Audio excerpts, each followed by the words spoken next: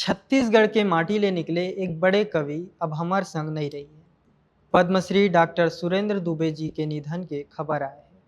Padmashri doctor Surendra Dubey ji आप मन हाँ अमटहा भाटा ला खा मुनगा ला चूचर ऐसे तमाम कविता सुने हो जे आप मन ला गुदगुदाए के काम करे। डॉक्टर सुरेंद्र दुबे जी के जन्म 8 जनवरी 1953 में दुर्ग के बेमेतरा में हुईस।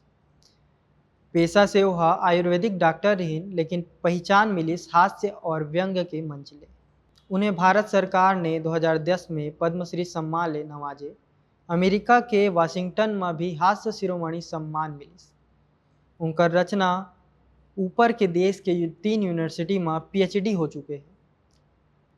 डॉक्टर सुरेंद्र दुबे जी के कविता में हंसी रहीस, पर वो हंसी के भीतर समाज के सच्चाई घलो रहीस।